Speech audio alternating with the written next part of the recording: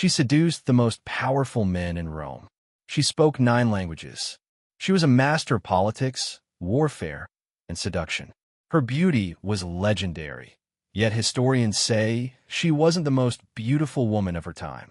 So what made Cleopatra VII of Egypt so irresistible that Julius Caesar and Mark Antony risked everything for her? The truth is far more fascinating than Hollywood movies have ever shown. Cleopatra wasn't Egyptian by blood. She was Greek. She wasn't just a seductress. She was a brilliant scholar and ruthless politician. And her death by snakebite, that might be the biggest lie in history. This is the secret life of Cleopatra, the last pharaoh of Egypt, the woman who nearly conquered Rome, and whose real story has been hidden behind 2,000 years of male propaganda and romantic myths. Prepare to discover the truth about the most powerful woman in ancient history. Born in 69 BC, Cleopatra grew up in the royal palace of Alexandria, one of the most magnificent cities in the ancient world. The Library of Alexandria held the knowledge of the entire known world. The Pharos Lighthouse, one of the 7 wonders, guided ships into the busiest port on earth. But behind the golden facade, the Ptolemaic dynasty was rotting from within. Cleopatra's family had ruled Egypt for 3 centuries, ever since Alexander the Great's general Ptolemy seized power after Alexander's death. They were Greek, not Egyptian, and they kept their bloodline pure through incestuous marriages, brothers marrying sisters, uncles marrying nieces. The genetic consequences were devastating. Many Ptolemaic rulers were weak, deformed, or insane. Cleopatra's father, Ptolemy XII, was called the flute player because he cared more about music than ruling. Egypt was drowning in debt to Rome, and civil war was always one conspiracy away. Into this chaos, young Cleopatra learned a crucial lesson. Power isn't inherited, it's taken. When Cleopatra's father died in 51 BC, she was 18 years old. According to tradition, she had to marry her younger brother, Ptolemy XIII, who was only 10. They would rule together as co-pharaohs. But Cleopatra had no intention of sharing power with a child controlled by ambitious advisors. Within months, she pushed her brother aside and ruled alone, an outrageous move in a male-dominated world. The court advisors, led by the cunning eunuch Pothinus, plotted against her. They convinced young Ptolemy to declare war on his sister. By 48 BC, Cleopatra was forced to flee Egypt with a small group of loyal followers. Most rulers would have given up. Cleopatra saw opportunity. She knew that the real power in the Mediterranean wasn't in Egypt anymore. It was in Rome. And Rome's most powerful man, Julius Caesar, had just arrived in Alexandria, chasing his rival Pompey. Cleopatra made a decision that would change history. She would seduce Caesar, not with beauty, but with something far more powerful, her brilliant mind. The famous story says Cleopatra had herself smuggled into Caesar's quarters rolled up in a carpet. This is partly true, but the real story is even better. She actually had herself wrapped in a bedroll or large sack of linens. Why? Because the palace was surrounded by her brother's guards who wanted her dead. She needed to get to Caesar without being recognized. When the bundle was unrolled before the 52-year-old Roman general, out stepped the 21-year-old queen of Egypt. But it wasn't her beauty that captivated Caesar. It was her audacity, intelligence, and wit. Cleopatra spoke to Caesar in perfect Latin, discussing Roman politics, philosophy, and military strategy. She offered him something no one else could: the wealth of Egypt to fund his ambitions and a powerful ally in the East. Caesar was smitten, not because she was pretty, but because she was his intellectual equal in a world where women were rarely educated. That night, they became lovers. Within days, Caesar had taken Cleopatra's side against her brother. The Alexandrian War began, and when it ended, Ptolemy XIII was dead, drowned in the Nile wearing heavy golden armor, and Cleopatra was the undisputed ruler of Egypt. Cleopatra and Caesar's relationship scandalized Rome. He was married to Calpurnia, a respectable Roman woman.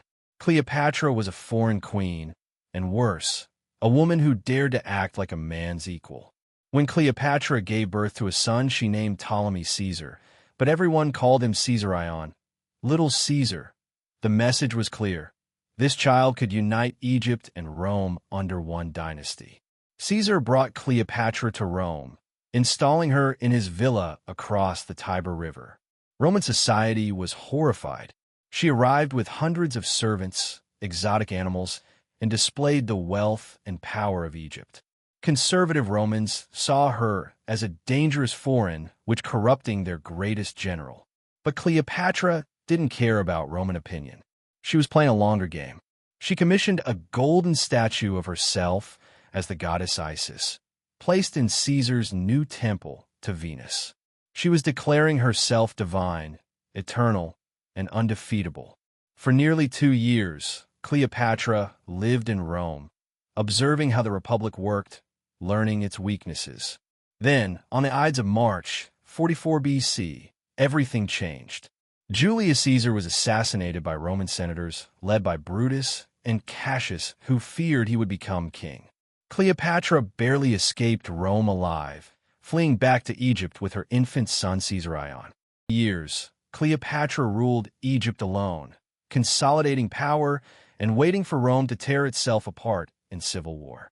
Mark Antony, one of Caesar's most loyal generals and a member of the Second Triumvirate, emerged as the leading contender for power in the eastern Mediterranean.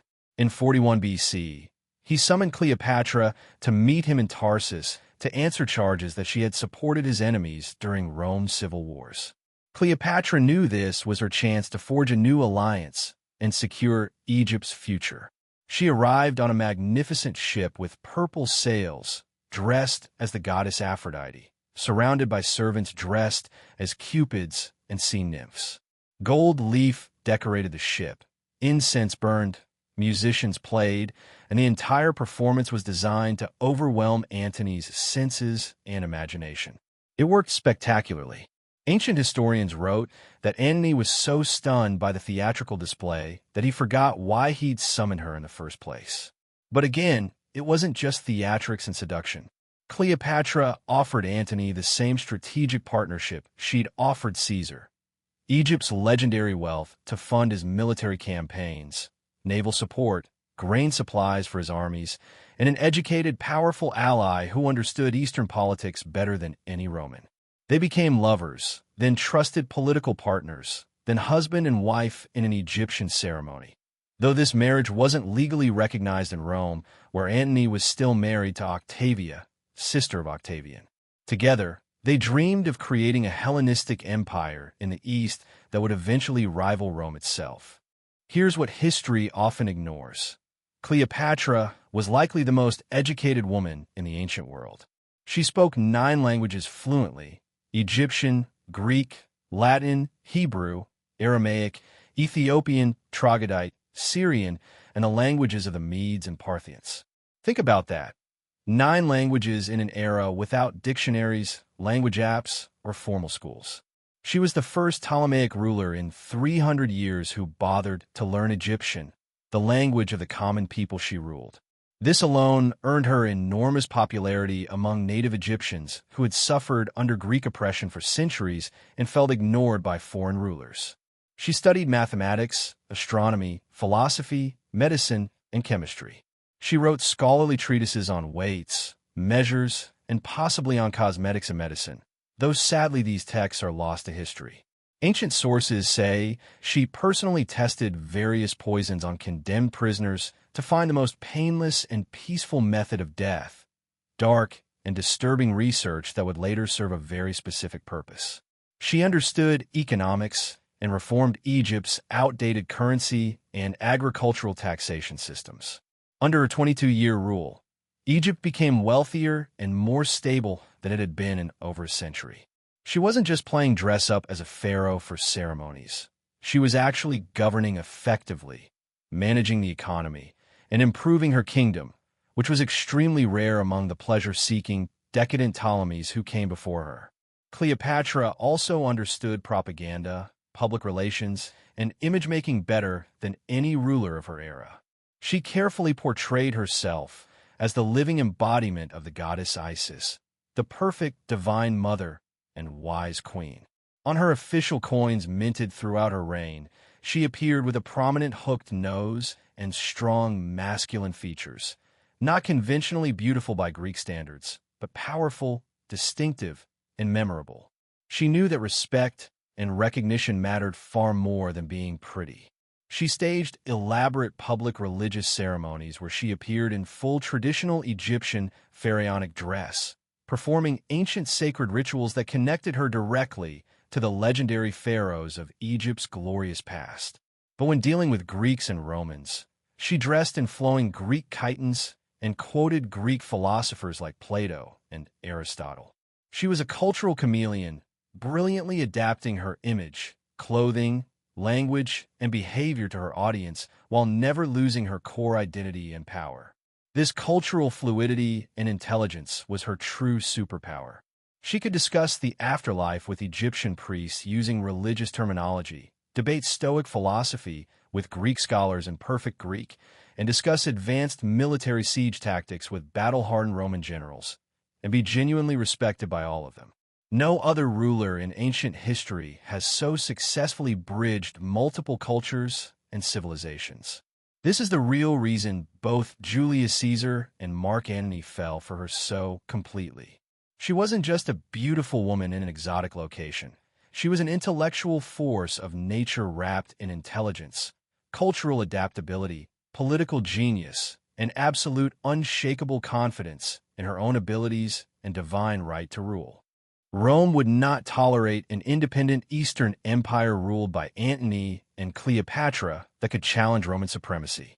Octavian, Julius Caesar's adopted son and heir and the future Emperor Augustus, launched a brilliant propaganda war against them.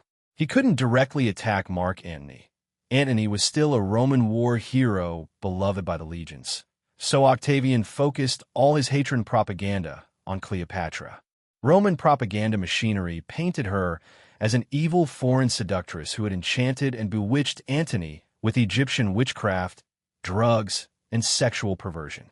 They said she planned to move the capital of the Roman world from Rome to Alexandria, that she wanted to destroy traditional Roman civilization and values, that she was constantly drunk on wine and power and luxury. None of this was actually true, but propaganda doesn't need truth. It just needs to be repeated. And it worked perfectly. Romans across the empire feared and hated her. In 32 BC, Octavian convinced the Roman Senate to declare war officially on Cleopatra, not on Antony, very specifically just Cleopatra, the foreign queen. It was a brilliant political move that forced Antony to choose between Rome and Cleopatra. He chose Cleopatra. The final confrontation came at the Battle of Actium on September 2nd, 31 BC, a massive naval battle off the western coast of Greece. Cleopatra personally commanded 60 Egyptian warships in the battle. When the battle turned against them and the wind shifted, she made the controversial decision to break through Octavian's naval blockade with her ships and escape to Egypt with her entire treasury and war chest intact. Mark Antony abandoned his remaining fleet and soldiers to follow her. This decision has been debated by historians for 2,000 years. Was it cowardice and betrayal, strategic retreat to fight another day, or a calculated move to preserve financial resources for a longer war? Back in Alexandria, Cleopatra prepared for the inevitable end. Octavian's massive forces surrounded the city by land and sea. Mark Antony, receiving false reports that Cleopatra had committed suicide, fell on his own sword in the traditional Roman honorable way. But he didn't die immediately from a wound. When he learned Cleopatra was still alive and had locked herself in her nearly completed mausoleum, he begged to be carried to her. In one of history's most tragic and heartbreaking scenes, the mortally wounded Antony was hoisted up by ropes through a high window into Cleopatra's mausoleum because she refused to unlock the doors, and he died in Cleopatra's arms. Now she was completely alone, her last ally and love gone. Octavian desperately wanted to capture Cleopatra alive, to parade her through the streets of Rome in chains during his official triumph celebration, the ultimate public humiliation for the proud queen who had defied Rome. Cleopatra pretended to negotiate and cooperate with Octavian's representatives, but she was planning her final strategic move. On August 12, 30 BC, at age 39, Cleopatra died in her mausoleum, surrounded by her most loyal servants. The official Roman story claims an asp, a venomous Egyptian cobra, was secretly smuggled to her hidden in a basket of fresh figs.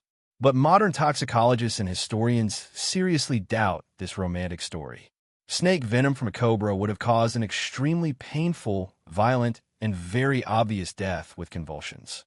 Cleopatra, who had spent years carefully researching poisons and their effects on human subjects, almost certainly used a carefully prepared poison cocktail, possibly hemlock mixed with opium and aconite, that allowed her to die peacefully, beautifully, and painlessly with dignity, denying Octavian his humiliating victory parade.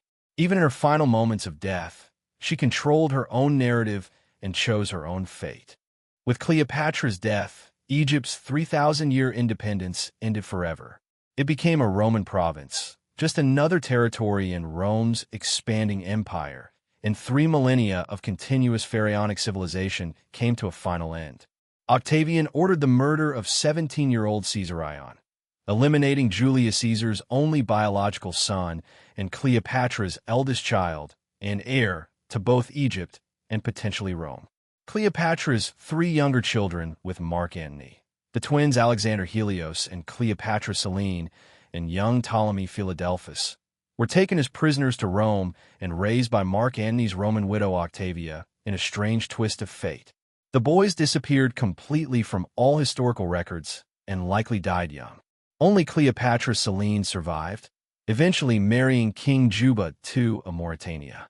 Octavian, now Emperor Augustus and absolute ruler of the Roman world, launched a systematic propaganda campaign to destroy Cleopatra's reputation that lasted for centuries and shaped how history would remember her. Roman historians like Plutarch portrayed her as a drunk, a prostitute, and an evil witch. This negative image persisted through medieval times and into the Renaissance. William Shakespeare's famous play, Antony and Cleopatra, reinforced the narrative of the exotic seductress who destroyed a great Roman general. Hollywood movies from the 1930s through Elizabeth Taylor's 1963 portrayal showed her primarily as a beautiful temptress in elaborate costumes, not as the political genius and scholar she actually was. But modern archaeology and serious scholarship are finally revealing the truth hidden beneath 2,000 years of male-written propaganda. Cleopatra was an extremely capable ruler who maintained Egypt's independence and prosperity for 22 years against aggressive Roman expansion. She was a true scholar, a talented linguist, a brilliant strategist, and an incredible survivor in a world designed to destroy powerful women. Her real power. Today, Cleopatra's legend and legacy live on powerfully, but her actual tomb and final resting place have never been found despite 2,000 years of searching. Archaeologists, treasure hunters, and historians have searched across Egypt for centuries. Recent underwater excavations suggest her mausoleum might be buried beneath the Mediterranean Sea off the coast of Alexandria, claimed and swallowed by earthquakes, tsunamis, and gradually rising waters over 2 millennia. Perhaps it's somehow fitting that the last pharaoh of Egypt remains an eternal mystery, just beyond our reach, never fully conquered even in death. What we do know with certainty is this. Cleopatra was absolutely not what Roman propaganda claimed she was. She was not what medieval monks wrote about. She was not what Hollywood imagined and portrayed. She was far more impressive, infinitely more complex, and significantly more powerful than any of the myths and legends suggest. She ruled one of the ancient world's greatest and wealthiest civilizations during its final dramatic chapter. She spoke 9 languages fluently. She commanded armies and naval fleets in actual combat. She negotiated as an equal with the most powerful emperors and generals of Rome. She fought brilliantly to preserve her ancient kingdom's independence against completely impossible odds. She was a devoted mother to 4 children. She was a serious scholar and scientist. She was a skilled politician and strategist. And she was a survivor who refused to give up. Yes, She strategically used her relationships with powerful men, Caesar and Antony, but she never once let them control her or make her decisions. She was always the one truly in command of her own destiny. The last pharaoh of Egypt was not a seductress or a witch. She was a queen, a scholar, a mother, a warrior, and a fighter who deserves to be remembered not for her romantic love affairs, but for her extraordinary intelligence, remarkable courage, and fierce determination to protect her people and kingdom. Cleopatra's real secret life wasn't about romance or beauty or seduction. It was about power, political, intellectual, and personal power, and she wielded it better than almost anyone in ancient history, male or female. 2,000 years after her death, her name still echoes through time, and her true story still has the power to inspire us.